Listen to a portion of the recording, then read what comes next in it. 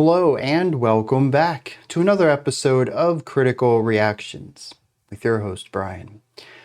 We're going to do something a little different today. I'm going to take over this entire week. We're going to check out things that I want to share with all of you. This is definitely not going to be a week of reactions. I have certainly heard everything that we're going to check out this week prior to having listened to them this week.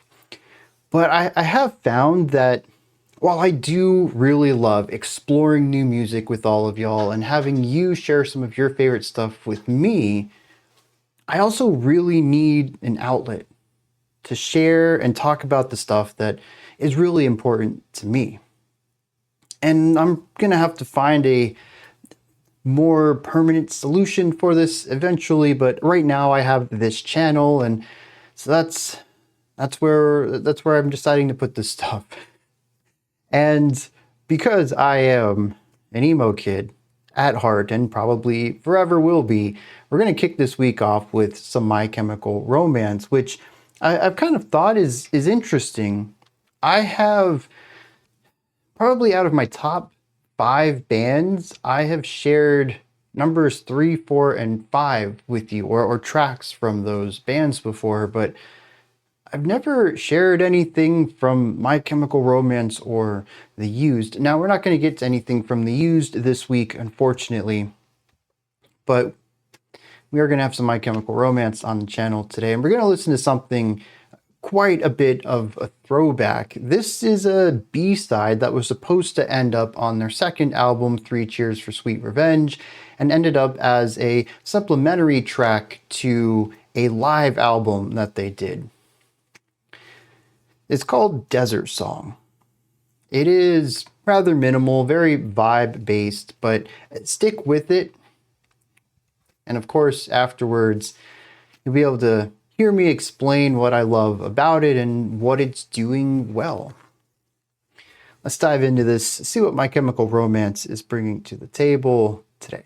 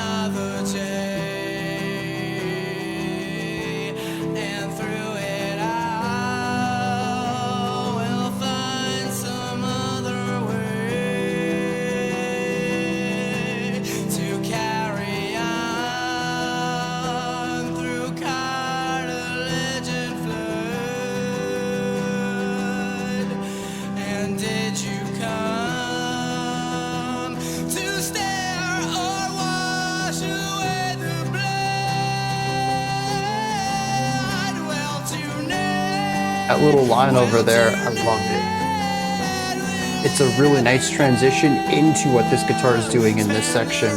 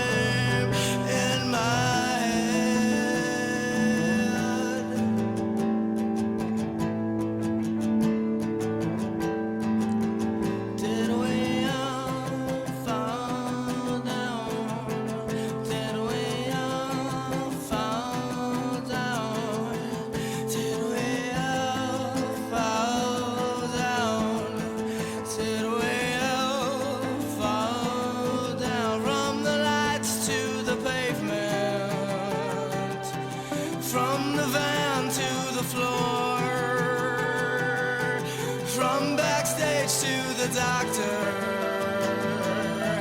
From the earth to the morgue, morgue.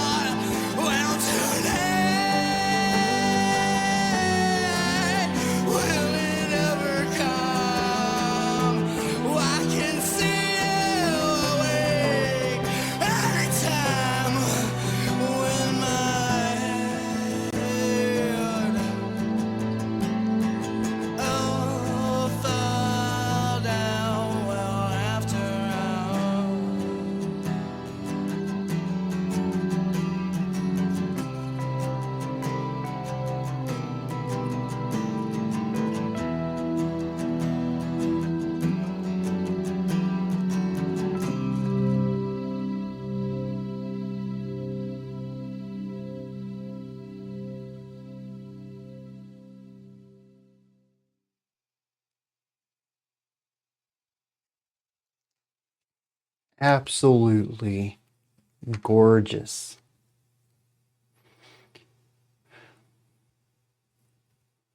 I mean, the most prevalent part of this track is obviously the vocals. The two guitars pushed off to the side, and eventually that low end, I believe it's some sort of synth that we hear at the end of the track, which isn't present everywhere in the track, but does show up at places. They're fairly minimal. The right guitar we'll get to in a moment. I think it is incredibly important to understanding this track. But if we're just paying attention to the left guitar and that low end sound in the center channel that's in the background of everything, it's just chords. It creates a very somber, heavy feeling to everything. Not a lot to bring about there.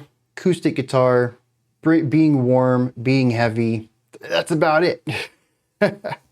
But we do have the vocals, and they are incredibly dynamic and contrasty through this entire track. From the very start, they're almost spoken word. There's a little bit of sing-songiness to them, but it's very low energy.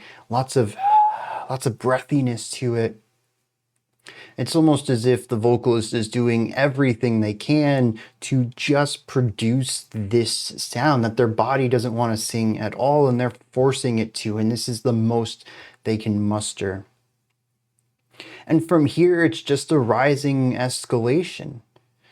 By the time we hit the chorus, we've kind of hit a nice 7 in intensity. We're delivering some stuff rather clearly. There's projection to it and air support. We've brought the pitch up as well. We've shaped the sound to be less airy, more full. We bring the energy back down, though, heading into... I feel like it's a bridge, but honestly, this song is just first section chorus, second section chorus. So it's kind of like a new verse, I suppose.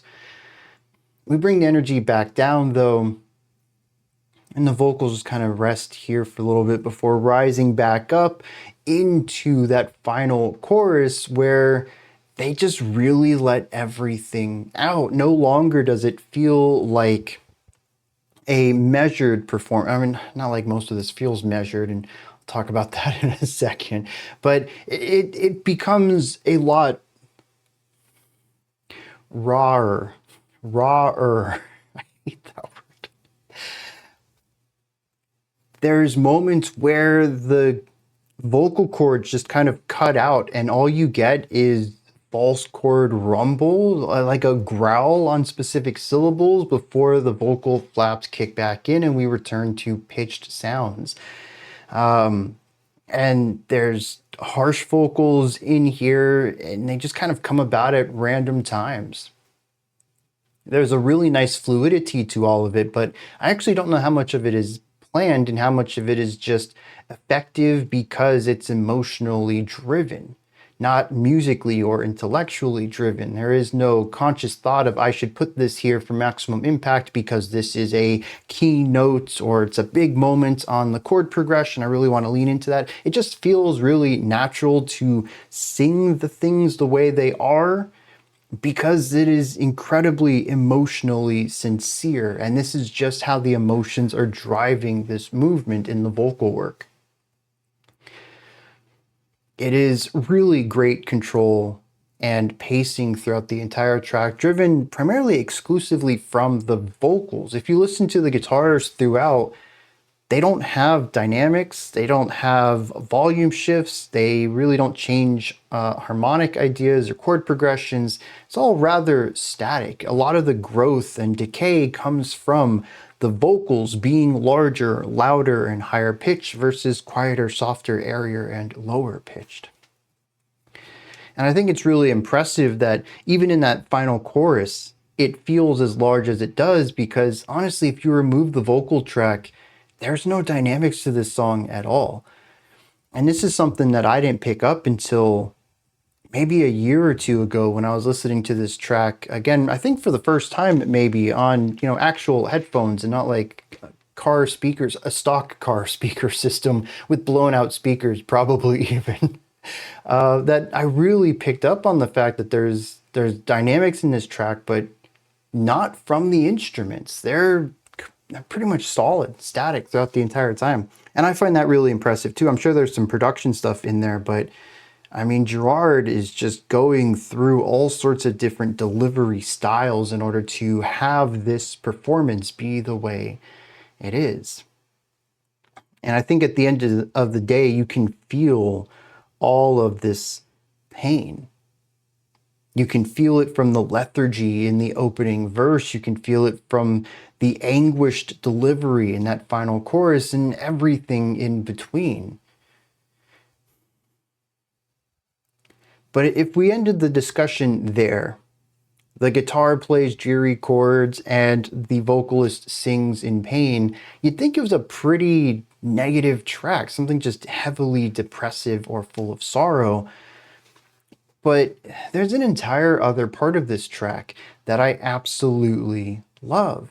It's what I think really defines this track for me is as something to return to all the time. And I mean that. Like, I found this song back in 04, maybe 05, and I don't think I've gone through any specific phase of my life, not that I could really like chop it up into specific eras, but I have always returned to this song. No matter how old or young I have been, this song has always been something that has got me through tough times. And I really think it's this right guitar over here. We kick off the song on top of these dreary, heavy, warm acoustic guitar chords. This guitar over here is dropping these harmonics. Dun dun dun dun dun dun dun. Very light, very dexterous. Everything else is slow and lethargic and bleak and moody, and this is piercing all of that with a brightness, the overtones of these harmonics. It's not just a higher pitched melody, it's a harmonic melody.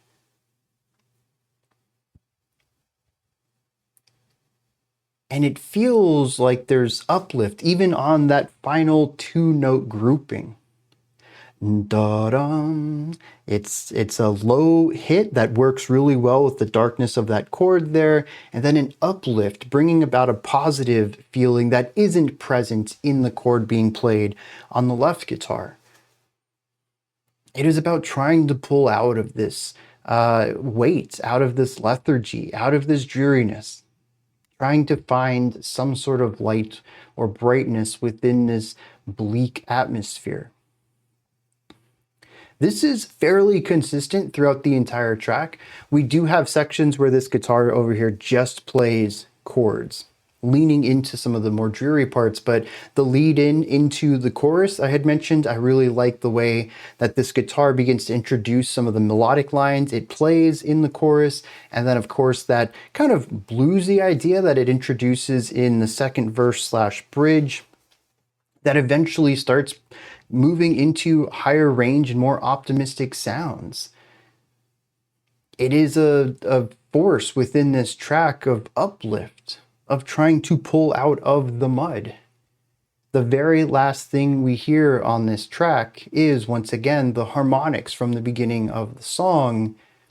And while it's not a conclusion to the track, we don't get the full phrase here. It actually gets interrupted before we get the final bar and a half, something, maybe it's like 2 bars of the phrase. We do finish it on some of the higher pitches within this harmonic movement. The song ends on hope. Now, it also ends without resolution, so I suppose you can read that how you want, but we'll dive into the lyrics in a second and I'll give my opinion on what this is supposed to indicate.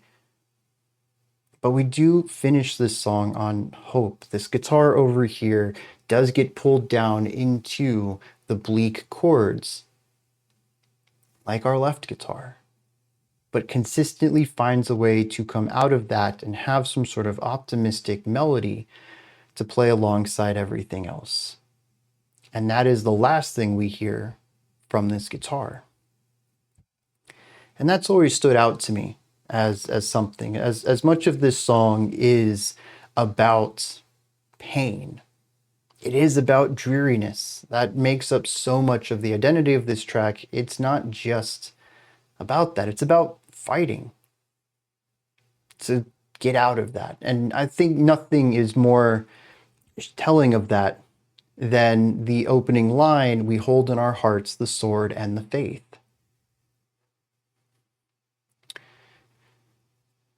Speaking of the lyrics, I guess that's where we're going to dive next. I know, let me rephrase this. I think I know the lyrics by heart. I know what I've heard the lyrics to be, but I've never actually looked them up. So just to be safe, let me do that real quick. All right. So yeah, a couple of words I misunderstood, but for the most part, I had all this accurate in my head, which is good. You know, back in the day, I guess we did have lyric sites. They just, to me, they weren't ever as reputable as Genius.com. You know, Genius.com even has the artists themselves come in and verify, yeah, these are the lyrics kind of thing.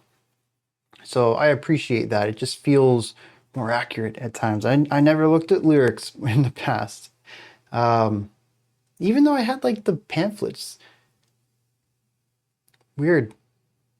Just kind of learn the words as you go, and sometimes you learn them wrong. Just never correct yourself. Anyways, yeah, back to the lyrics though. The first verse says, "We hold in our hearts the sword and the faith, swelled up from the rain, clouds move like a wraith." It talks about going to battle, having the tools for it, but battling on a dreary day. And I think it's really interesting the way that it's described, that the clouds are swelled up from rain and end up moving slowly, but not just regular slowly, but wraithfully. It says, after all, we'll lie another day, and through it all we'll find some other way to carry on through the cartilage and flood. And I love this. There is this feeling of intensity, of action at stakes. But that's not actually where it leads. Despite stating that they have the tools to combat something, they end up lying down another day. It's feeling of being defeated this time. It fits the mood, but when you talk about someone having the sword and the faith, you don't normally think of them as losing.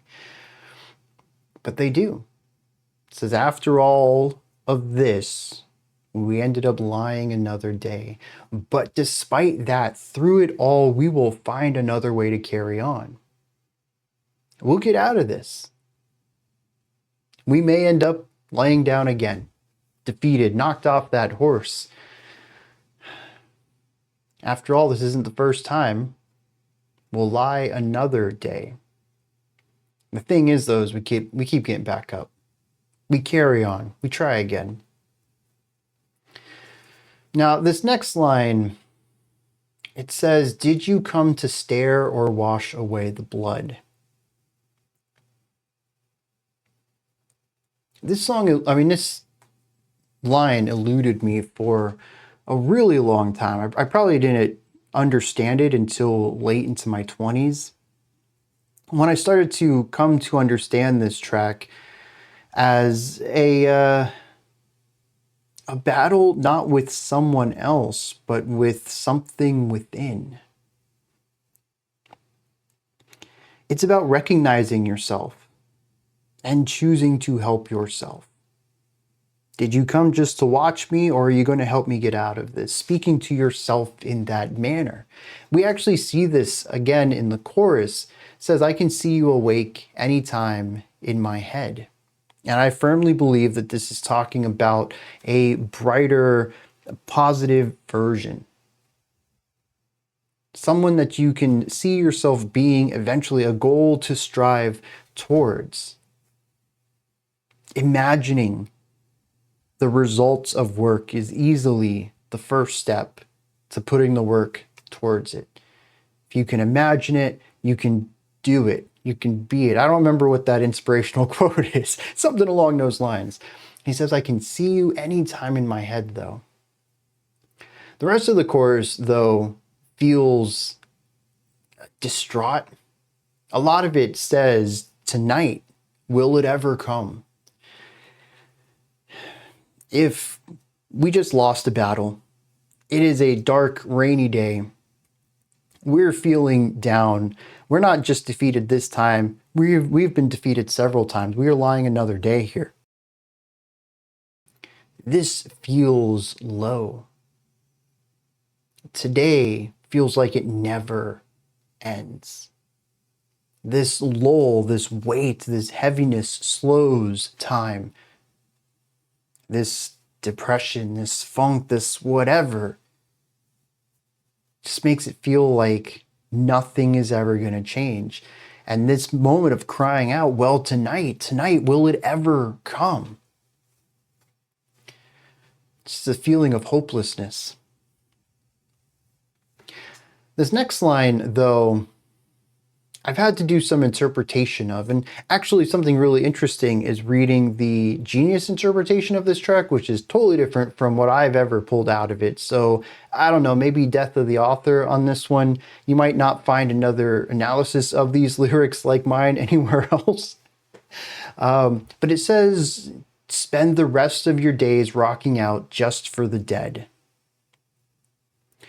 And apparently this song was a really low point for Gerard. He was contemplating suicide, he was incredibly drunk, and he laid down these lyrics that night, that day. I don't know what it was. Maybe it was a day, maybe that's why night felt like it wasn't coming. But to me, this is about doing what you need to do, even if no one sees it. Maybe rocking out and putting on shows was Gerard's thing to do. Maybe he didn't feel like anyone was connecting with him. I have no idea what he meant by this line, but to me, will tonight ever come? I'll just spend the rest of my days rocking out for the dead. I'll keep doing what I need to do, even if no one notices, even if it's for no audience at all. Because I can see you awake, I can see a better version of myself in my head. I don't need an audience to be better, to make change, to get out of this. I just need to do the steps I need to do. Now the bridge, I feel, is incredibly personal to Gerard. I don't really connect with the bridge as much. I connect with the bridge's emotion. The freaking emotions here are ridiculous. But he says, did we all fall down? He says that 4 times. He says, from the lights to the pavement, from the van to the floor, from backstage to the doctor, from the earth to the morgue. This idea of constantly spiraling downwards, starting from the pavement to the van to backstage to the hospital to the morgue. I mean, this is, if you have an alcohol problem and you're just destroying your body, yeah, this is probably the way things could spiral for you. I don't connect to the locations quite as much, but this feeling of falling down, the constant falling down, the spiral of it, the ever increasing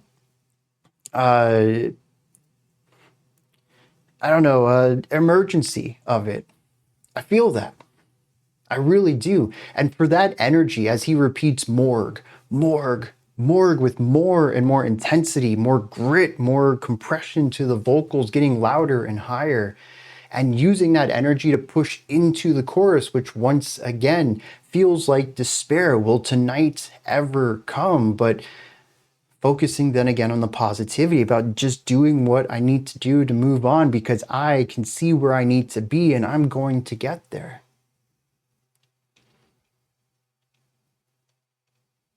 To use the spiral against itself, to use that momentum to slingshot upwards. And I think that's why this right guitar says so much to me about this track. It is the positivity, it is the hope that barely peeks through in the lyrics at times, but is clear as day in the composition. And it's what really elevates it for me. Like I said, this is a song that has gotten me through a lot of darker times.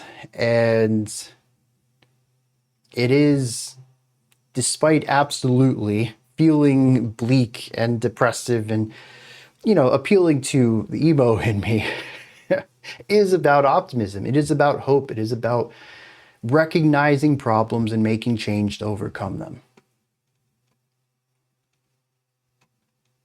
And I think that the simplicity of the music ends up carving out space for the vocals to be the driving force between, or for all of this, to deliver this performance in a way that I don't think would feel quite as raw or vulnerable if it had been more calculated, more dense and layered, more complex. I think it's a simple song about something that a lot of people experience and go through, and the simplicity keeps it rooted, even in the moments where it feels like it's going to take off. These are my thoughts. My Chemical Romance's Desert Song. What did you think of this track? Did you enjoy it? Is there anything that stood out to you? Anything that you'd like to add on to what I said or correct me on? Do you have your own take, perspective, or opinion on this track? Let me know. Put all of that, as well as anything else you'd like to add, into the comment section below.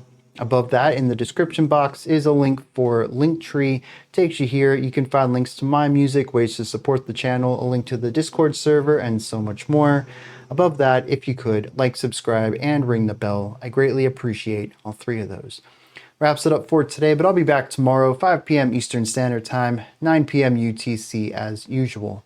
Until next time, remember to be critical, not cynical, of the music you listen to, and have a fantastic morning, afternoon, or evening, whenever you choose to watch my videos.